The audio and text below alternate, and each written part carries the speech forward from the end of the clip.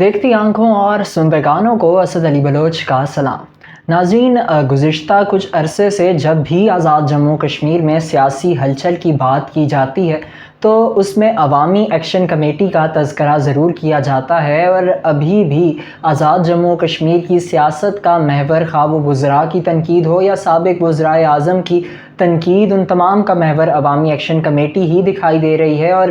ہم دیکھ رہے ہیں کہ گاہے بگاہے عوامی ایکشن کمیٹی کی جانب سے بھی اپنے متعدد مطالبات کے متعلق پریس کانفرنسز کی جاتی ہیں، اور آج کل کا جو ایک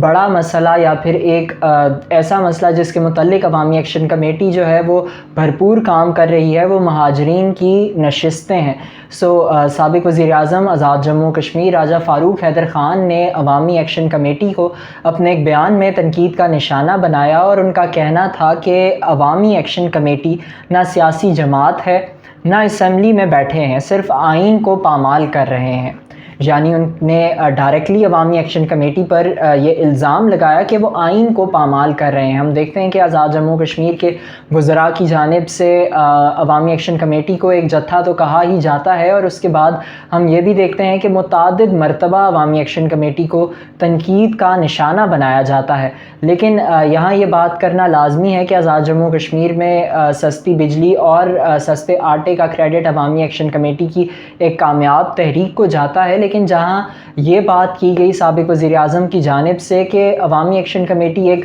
پارٹی نہیں ہے، یہ سیاسی جماعت نہیں ہے، تو یہاں پر یہ بات ان کی بالکل درست ہے، چونکہ ایک سیاسی جماعت خود کو منوانے کے لیے آپ کو الیکشن کمیشن میں خود کو رجسٹر کروانا پڑتا ہے، اور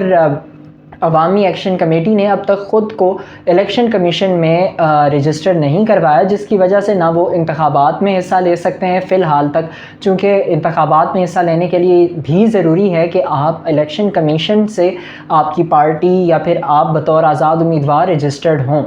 اور ابھی چونکہ آزاد جموں کشمیر میں الیکشنز کا بھی بول بالا ہے اور متعدد کیمپینز جاری ہیں مختلف سیاسی جماعتوں کی جانب سے، تو اس میں بھی یہ ایک بیان جو ہے، اس بیان کو ایک اہم بیان کے طور پر دیکھا جا رہا ہے، جہاں پر سابق وزیر اعظم کی جانب سے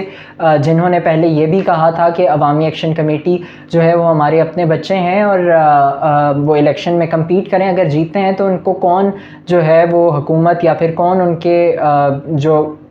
مطالبات ہیں ان سے پیچھے کر سکتا ہے، ان کے بیان کا یہ مفہوم تھا۔ تو ابھی بھی ان کی جانب سے یہ کہا گیا ہے کہ وہ ایک ایکشن کمیٹی ہے نہ کہ سیاسی جماعت، اور سیاسی جماعت چونکہ آپ کو پتہ ہے کہ عوامی ایکشن کمیٹی میں متعدد سیاسی جماعتوں کے لوگ شامل ہیں، جو کہ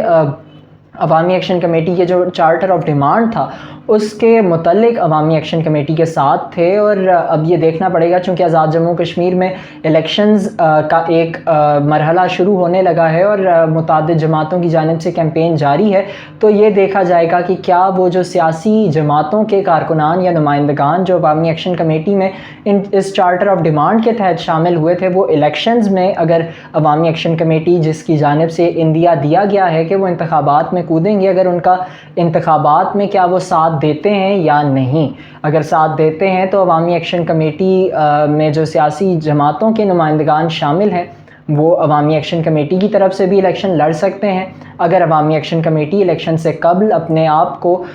بطور سیاسی جماعت رجسٹرڈ کروا لیتی ہے۔ اس کے ساتھ ان کا کہنا یہ بھی تھا سابق وزیر اعظم کا، نہ ہی یہ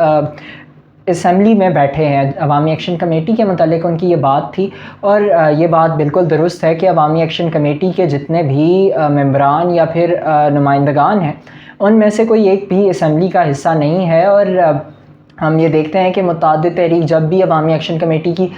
تحریک لانچ کی جاتی ہے آزاد جموں کشمیر میں، تو یہ ایک تھریٹ دیا جاتا ہے کہ وہ اسمبلی کا گھیراؤ کریں گے، اور متعدد ایسی چیزیں جو ہیں وہ کہی جاتی ہیں عوامی ایکشن کمیٹی کی جانب سے۔ لیکن یہاں یہ دیکھنا پڑے گا کہ کیا عوامی ایکشن کمیٹی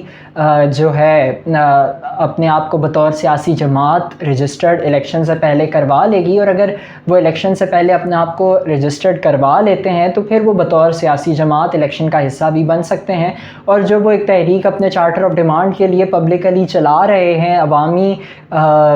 پاور کے تھرو، تو وہ ایک سیاسی طور پر بھی اس اپنی تحریک کو مزید توانا انداز میں چلا سکتے سکتے ہیں، اور اگر وہ گورنمنٹ تشکیل دیتے ہیں تو پھر تمام آنکھیں یا پھر تمام نگاہیں انہیں پر ہوں گی کہ کیا وہ اپنے charter of demand per implement کر پائیں گے جیسا وہ ماضی کی حکومتوں سے ڈیمانڈ کرتے رہے ہیں، یا پھر